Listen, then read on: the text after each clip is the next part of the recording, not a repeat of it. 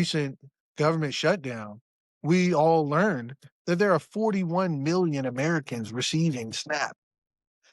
The majority of those people are working or elderly and disabled.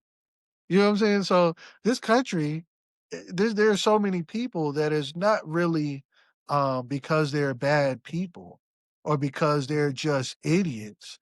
It's because people are able to afford less and less. They're getting paid less and less. There are less and less traditional jobs and opportunities available for them, and they long to do great. They long to operate at their full capacity. We all want to uh, stand on our own 2 feet and operate as best we can, but we live in a hive now, and so everybody needs their little piece of the honeycomb.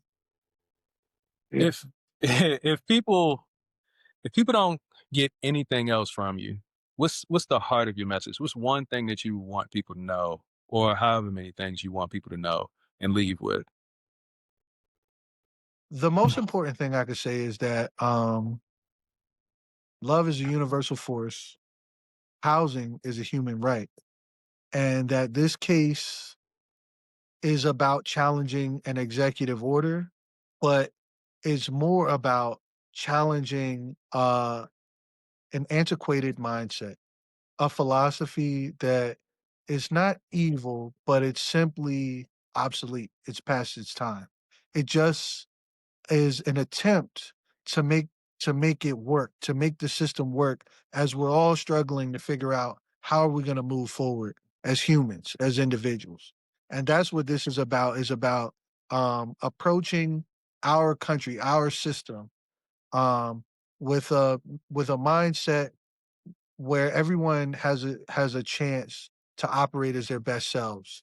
And housing is fundamental to being a human, like air, water, and food, and so and healthcare. So we want to think from first principles. First principles are not dollars and cents. Okay, those are technical details. Those are tools that we use to help make people's lives better. The first principle is the vision that we're called to love one another and to build something great. And I think that if we start there and try to figure out how we're going to do that, then the rest will come together. And I hope that the president um, will be willing, will see me, will be willing to hear me out, even though I'm not on the level of people like that. I hope that I'm able to have these words transmitted up there somehow through the various people who my claim will touch throughout this process. It seems like a pretty good place to kind of wrap up with, it seemed like a pretty good ending statement. But is there anything that we didn't cover that you want to go over? Is there anything that we missed that you can think of right now? No, I really think we kind of went to the heart of it. That yeah, we have a case. We're challenging funding issues. We're challenging an executive order, but this is bigger than that. We're really talking about the the principles of this country, about individual liberty, where I believe that housing, property, and liberty are really inseparable. If you're going to exist freely, you have to have a place to exist in. That's why housing is a human right, and it's essential to human freedom. And this is just a part of our evolution as Americans and as citizens of this world that we live in.